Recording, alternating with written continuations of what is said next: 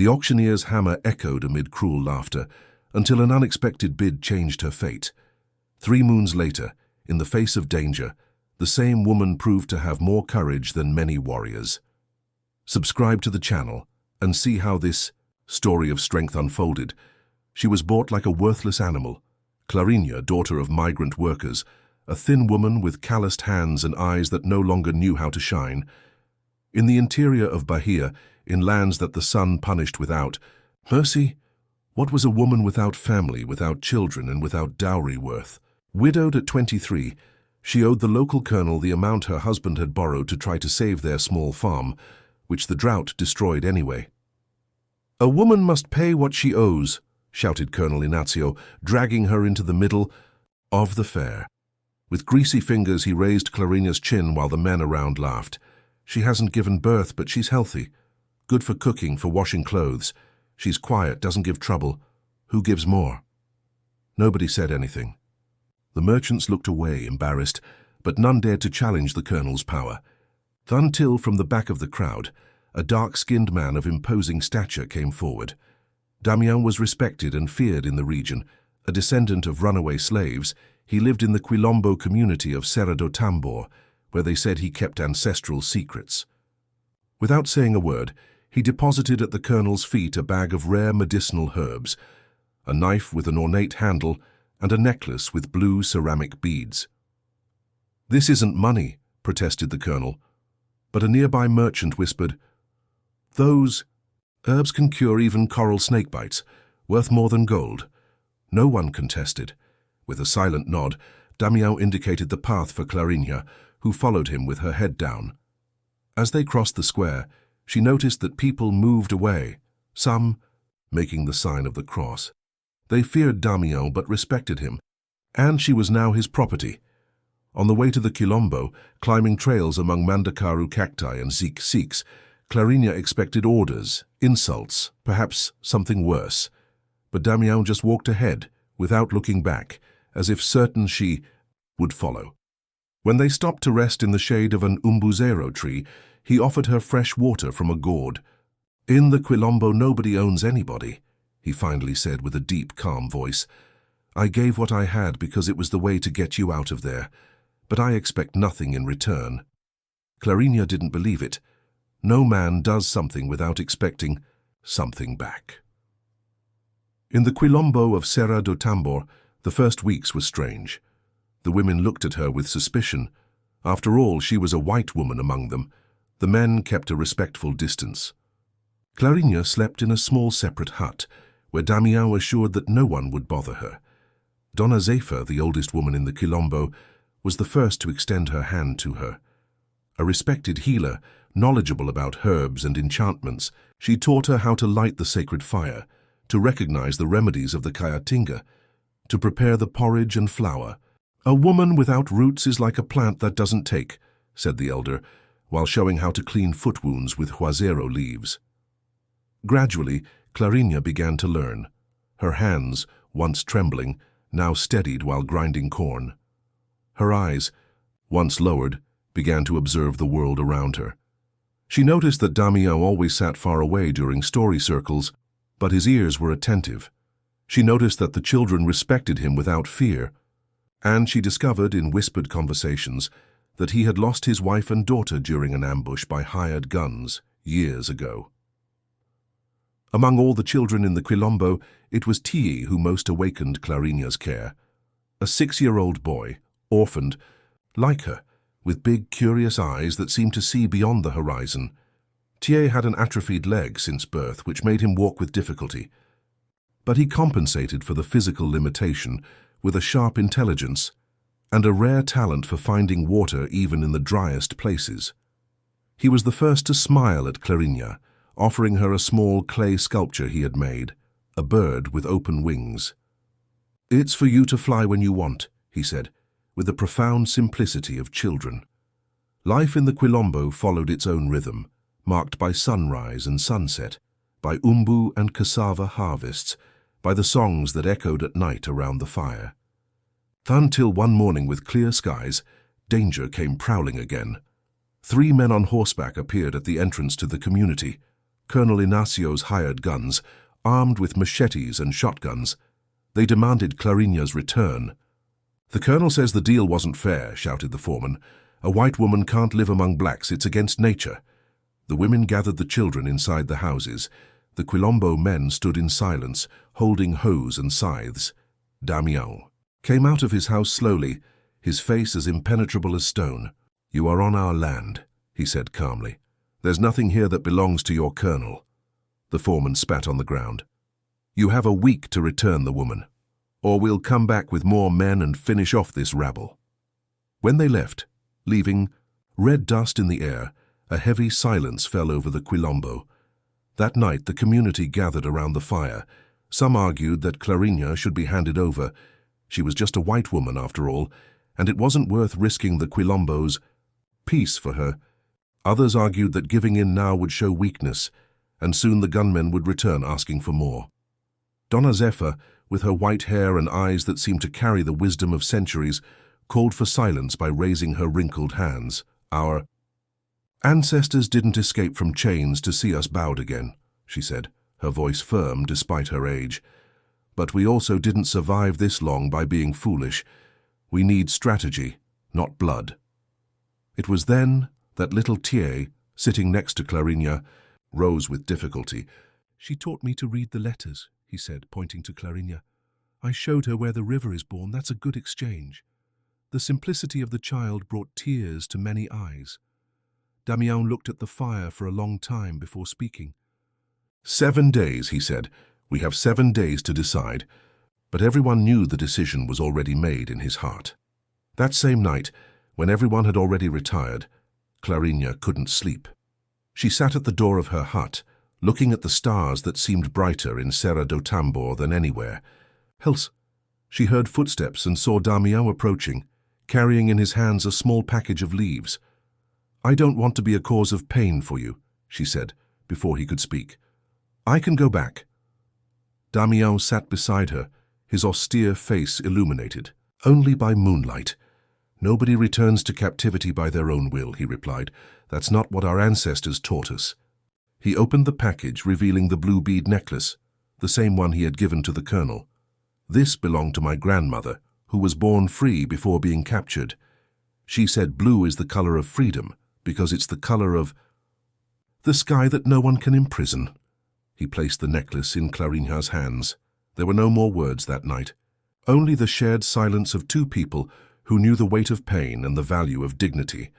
The next morning, Clarina woke up determined. If before she walked with downcast eyes, now she looked directly into the eyes of each person. She sought out Dona Zephyr and asked to learn more about herbs and remedies. The old woman smiled, revealing the few teeth she had left. "I was waiting for you to ask," she said, taking her to the yard where roots and leaves were drying. In the days that followed, while the threat of the gunmen loomed like a dark cloud, Clarina absorbed knowledge that generations of black women had preserved. She learned that Jurema calms the spirit, that wild rosemary strengthens the heart, that Aroeira closes open wounds, and with each new learning she felt less of a stranger in that land. Thier followed her like a small shadow, leaning on his improvised staff, eager to show every secret he knew.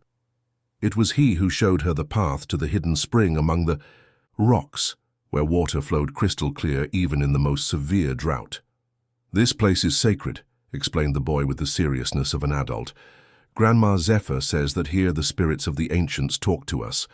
While the older children helped reinforce the fences and the men prepared traps on the access paths to the Quilombo, Damião maintained a vigilant silence. He rarely spoke, but his eyes followed Clarina with an intensity she could feel even with her back turned. It wasn't the possessive gaze of the men from the city. It was something different, something she didn't yet know how to name. On the 4th night, when there were only 3 days left until the deadline given by the gunmen, the community gathered again. This time the decision was clear. They would defend the Quilombo and all who sought refuge in it. The women prepared bags with food and water, ready to take the children to the hiding place in the forest if necessary. The men sharpened their tools, turning them into improvised weapons. "We can't compete with their weapons," warned Seu Jacinto, the blacksmith. But we know every inch of this land like the palm of our hand. The plan was simple in theory, but dangerous in execution. If the gunmen came, they would use their knowledge of the terrain to their advantage. That same night, when everyone had already retired, Clarinha felt a presence at the door of her hut. It was Damião, his face shadowed by the moonless night. "I need to show you something," he said simply. They followed a narrow path, illuminated only by a lantern he carried. They arrived at a clearing where a small wooden cabin stood, protected by century-old trees.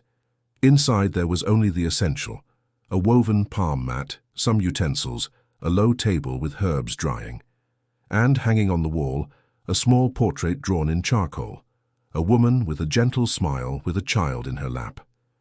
"My wife and daughter," explained Damião, his voice softer than Clarinha had ever heard. "They were taken 5 years ago when gunmen invaded our old Quilombo. I couldn't protect them." It was the first time he spoke of his loss, and each word seemed to tear a piece of his soul. "That's why I bought your freedom," he continued.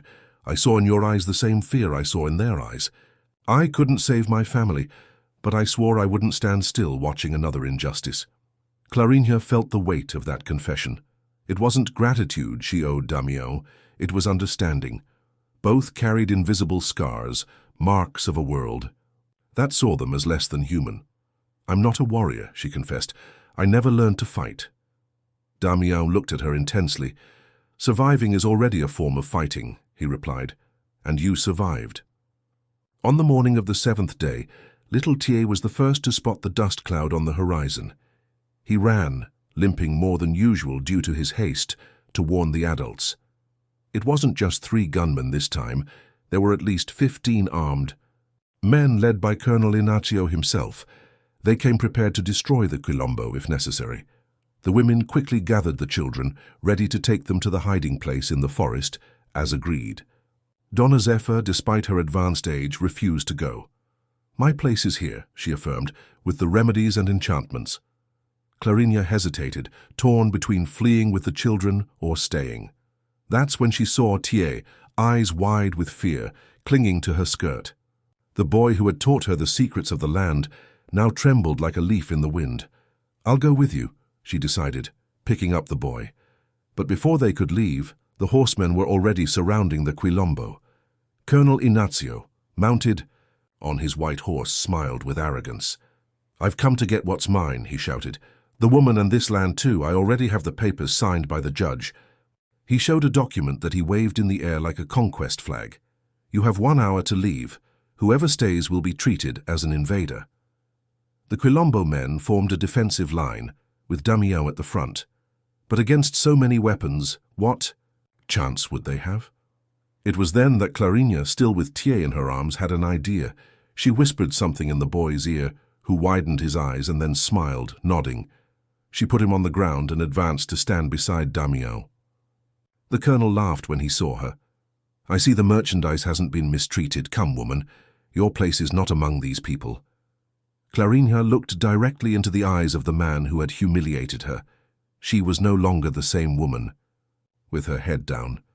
"My name is Clara," she said, her voice clear and firm as never before. "And this is my home now." The colonel frowned, irritated by the audacity. "Bring the papers," he ordered one of the gunmen. "Let's show these rabble that the law is on our side." The man dismounted and handed the colonel a leather folder. Meanwhile, no one noticed little Thier, who dragged himself silently through the bushes, circumventing the horsemen's siege. The boy knew every inch of that land and knew exactly where to go. The colonel began to read the document aloud, savoring each word that decreed the expulsion of that community from lands that, according to him, legitimately belonged to his family for generations. Meanwhile, Clarinha kept her eyes fixed on the horizon, as if waiting for something. Suddenly a shout echoed from afar. "Fire! Fire at the colonel's farm!" One of the gunmen turned, alarmed, and pointed to the horizon. A column of black smoke rose in the direction of the farm headquarters, a few kilometers away. The colonel turned pale. "What's happening?" At that moment, Thier reappeared, limping quickly back to Clarinha. "It worked," he whispered, breathless. I set fire to the dry. Grass near the fence, like you said. Panic set in among the gunmen. The farm, with all the cattle and stored harvest, was worth much more than that disputed piece of land. "Let's go, quick!" shouted the colonel, already turning his horse. But before leaving, he pointed his finger at Damião. "This isn't over. I'll be back with the police." They rode off at full gallop, leaving only dust and threats in the air. When the last horse disappeared over the horizon, a collective sigh of relief ran through the community. Clarinha hugged Thier tightly. "You were very brave," she said, tears in her eyes. The boy smiled, proud. "I did as you taught me. The fire, only caught on the tall grass far from the houses. It will go out by itself before reaching the actual farm." The strategy had worked. The scare had bought precious time. But everyone knew it was just a temporary victory. The colonel would return, probably with more men and official backing. Damião approached Clarinha, his face still tense. "You were quick thinking," he acknowledged. "But now he has one more reason to destroy us." Dona Zefa joined them, leaning on her staff.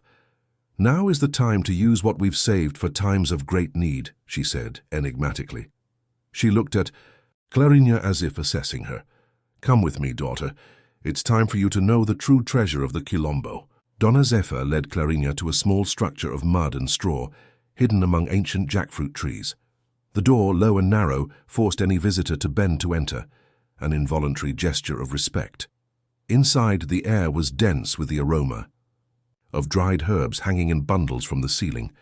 A single window let in a beam of light that illuminated a chest of dark wood, carved with symbols that Clarinha did not recognize. "This chest," explained the old woman, "holds the memory and strength of our people." With hands trembling from age but sure in their movements, Dona Zefa opened the chest.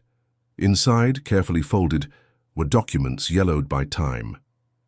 These papers prove that these lands were donated to our ancestors more than 100 years ago by a plantation owner who repented of his sins on his deathbed. They are older and more legitimate than any paper the colonel may have forged. Clarinha looked at the documents with astonishment. All these years, the community had a powerful weapon stored away, the legitimacy that the white world valued so much. "Why have you never used this?" she asked. Dona Zefa smiled, revealing the wisdom of decades. "Paper only has value when there is someone willing to defend it. We needed someone who could take our truth to the white world, someone who knew both sides."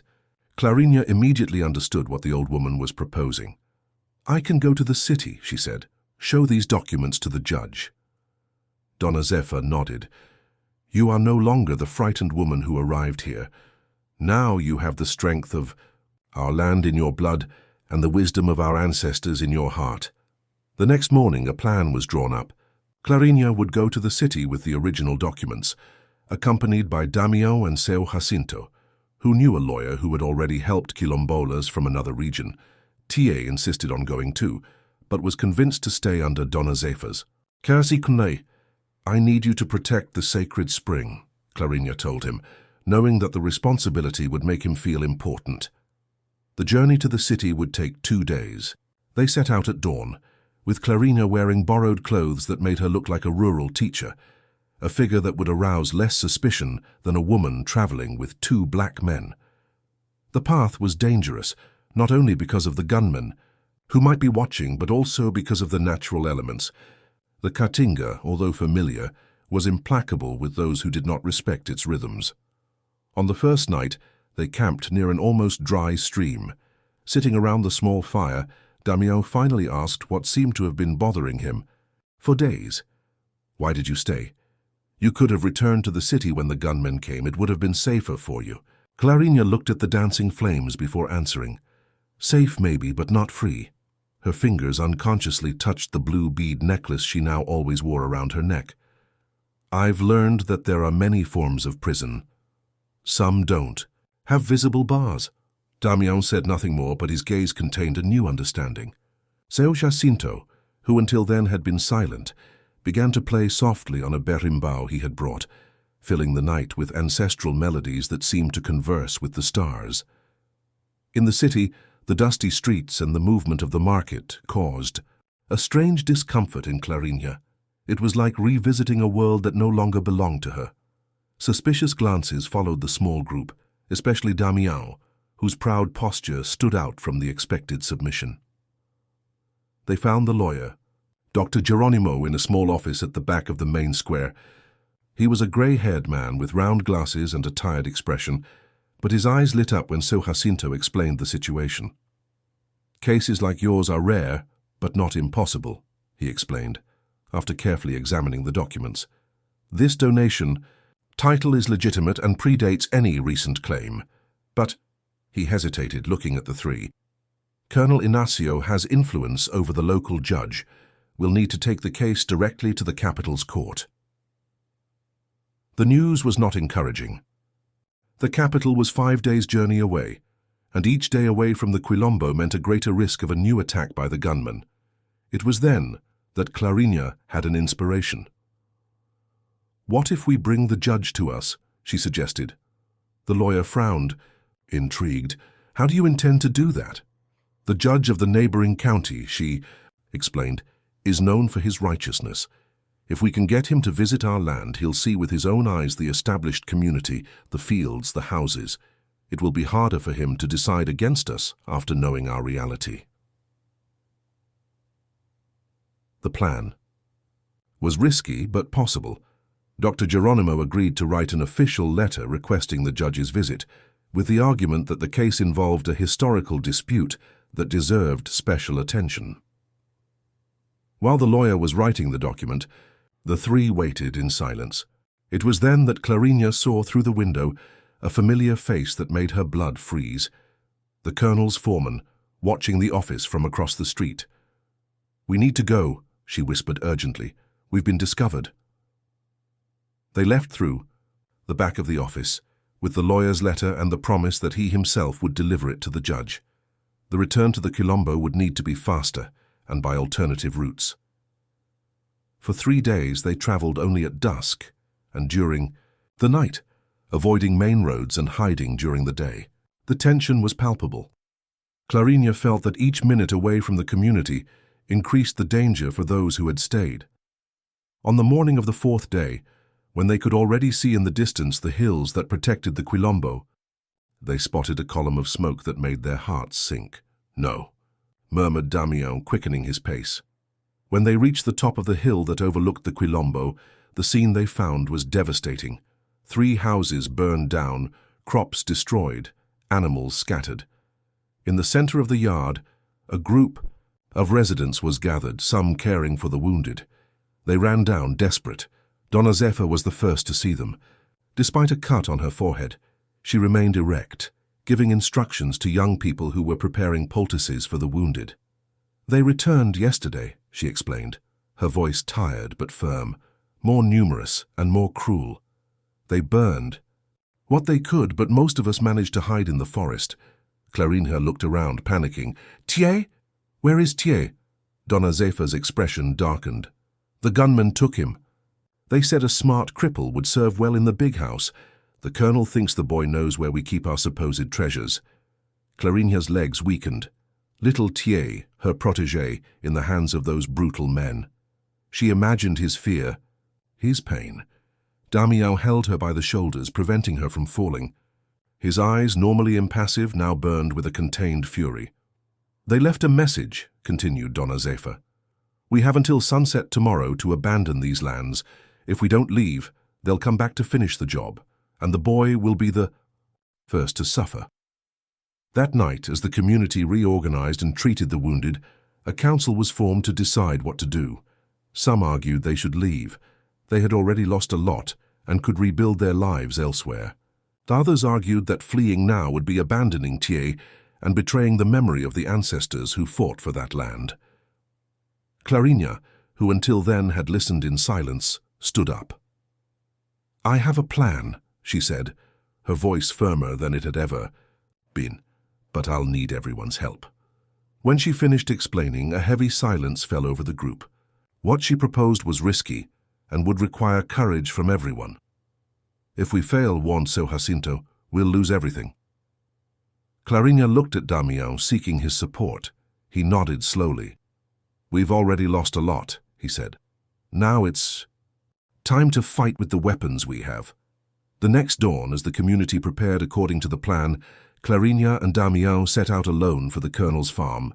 They weren't armed with machetes or shotguns. Their weapons were others, the original. Land donation documents, the lawyer's letter, and the courage born from the certainty of fighting for what was just. The full moon illuminated the path, as if the ancestors themselves were guiding their steps. The sunrise found Clarinha and Damião hidden at the edge of the forest that surrounded Colonel Inacio's farm headquarters. From a distance they could see the movement of workers who were already beginning the daily chores, cattle being taken to pasture, washerwomen carrying bundles of clothes to the stream. They waited, patient as the caatinga that survives the most severe drought. The plan depended on perfect timing. Near noon, when the sun was at its harshest and men sought shade to rest, they spotted what they were looking for, Thier, limping more than normal, carrying a bucket of water almost his size. The boy had an improvised bandage on his forehead and eyes red from crying a lot. But what most ignited fury in Clarinha was the rope tied around his ankle, as if he were an animal that might run away. Damião held her arm, preventing her from advancing impulsively. "Not yet," he whispered. "We need to wait for the right moment." Around 3 in the afternoon, a horseman arrived at the farm. By the impeccable uniform and distinguished posture, they recognized the judge from the neighboring county. Dr. Augusto Mendes, known for his impartiality and rigor. The lawyer had kept his word. Now everything depended on them. When the judge and the colonel entered the big house for a private meeting, Clarinha and Damião separated as agreed. She headed for the back of the house where cooks were preparing dinner, while he circled the stable, seeking to approach the area where Thier was working. The plan was simple in theory, but dangerous in execution.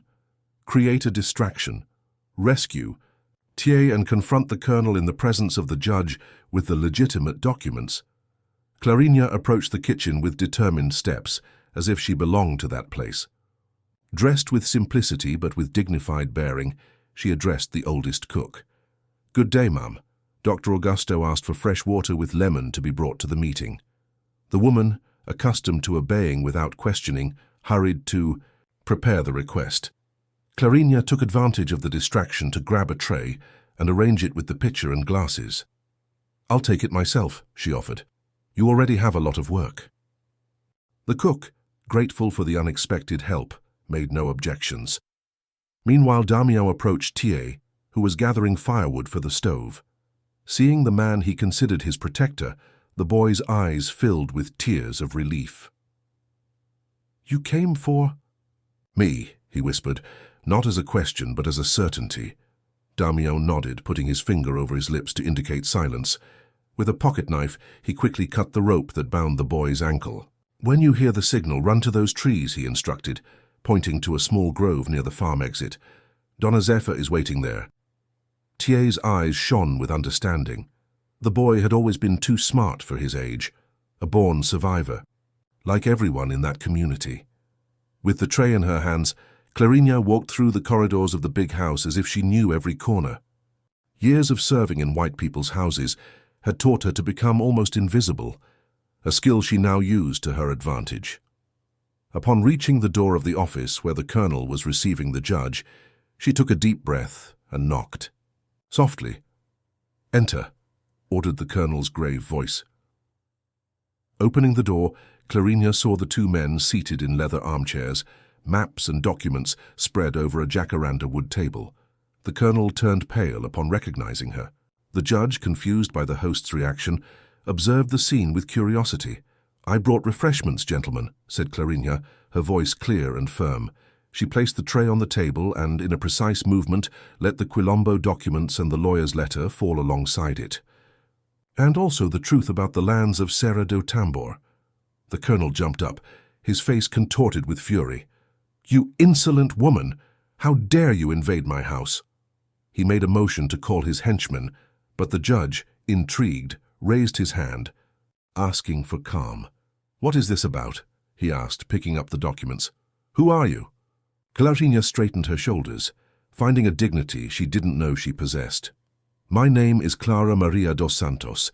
I am a resident of the Quilombo of Serra do Tambor, lands legally donated to the community's ancestors more than 100 years ago, as these documents prove. The judge's eyes narrowed as he examined the papers with professional attention. The colonel, realizing he was losing control of the situation, changed tactics. This woman is crazy, Your Excellency. She was my employee, fled after stealing valuables. These papers must be forgeries. Clarinha was not intimidated. Whether they are false or true, only a careful examination will tell. But what cannot be denied is that you attacked our community, burned our houses and kidnapped a child. The judge raised his eyes from the documents, clearly alarmed. Kidnapping. What is this story, Colonel? At that moment, a deafening roar came from outside the farm, the agreed signal. Damião had set fire to the hay depot, creating a distraction that would make the henchmen run to put out the fire. It was TA's chance to escape. Confusion set in at the farm. Shouts, orders, the noise of buckets being dragged. The colonel tried to leave the office, but the judge, now visibly disturbed by the accusations, ordered him to remain. I want to hear more about this story, Colonel, and I want to see this alleged kidnapped child. The scene that followed was forever etched in the memory of all present. While the colonel's men tried to control the fire, a group of 50 quilombolas, led by Dona Zefa, emerged from the forests surrounding the farm. They didn't come armed to fight. They came as living witnesses of the community the colonel was trying to destroy. Old people, women, children, all with the firm gaze of those who no longer accept to bow. Standing in silence, forming a semicircle in front of the big house. Disconcerted, the judge watched from the window the unusual spectacle. The colonel, cornered, alternated between threats and attempts at explanation. Clarinha remained firm, sustaining the gaze of the man who had once treated her as merchandise. Your Excellency, she said, turning to the judge, we didn't come seeking vengeance. We came seeking justice, and the assurance that our children can grow up in peace on the land that has always been ours. The judge was a man of the law, trained in the rigors of the code and formalities, but he was also a man who could still be moved by human dignity. He ordered that all papers be gathered, both those presented by the colonel and those brought by Clarinha. He scheduled a formal hearing for the following week at the county seat. And, most importantly, he guaranteed legal protection to the Quilombo until the case was judged. If there is any other aggression against this community, he warned the colonel severely, the consequences will be grave. When they left the farm, Clarinha and Damião found Tia safe in Dona Zefa's arms. The boy smiled through tears, exhausted but relieved. The entire community returned to the Quilombo under the astonished gaze of the farm workers, many of them descendants of slaves who had never witnessed an act of collective courage like that. In the days that followed, the Quilombo transformed. Houses were rebuilt, crops replanted, but the biggest change was in the people. Fear had given way to a quiet confidence, a recovered pride. On the night before the hearing, the community gathered around the fire, as they had done so many times. But this time, instead of planning escapes or defenses, they were celebrating. Seu Jacinto played the berimbau. Young people danced, children laughed. Clarinha observed everything with a sense of belonging she had never experienced before. She felt a presence beside her and turned to find Damião, his normally austere face now softened by the light of the flames. I don't know if we'll win. Tomorrow, he said, but we've already gained something no one can take away. Clarinha nodded, understanding. They had regained dignity, and that was worth more than any document or sentence. What will you do after all this is over? He asked after a long silence. The question took Clarinha by surprise. She had never thought much beyond the survival of the next day. Stay, she answered simply, if they'll accept me. Damião looked at her for a long time, as if seeing beyond her physical appearance, as if looking into her very soul. You've always been accepted, he finally said, since the first day. It was Thier who interrupted the moment, limping to them with something in his hands, a small clay sculpture that represented a bird perched on an open hand. I made this for you, he said, handing the object to Clarinha. It's you and me. You holding me so I can fly? The child's simple words moved Clarinha to tears. She realized then that she didn't need documents or sentences to know where her place was.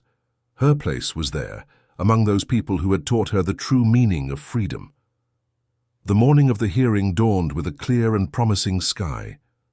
The entire community dressed in their best clothes to accompany Clarinha, Damião and Dona Zefa to the city.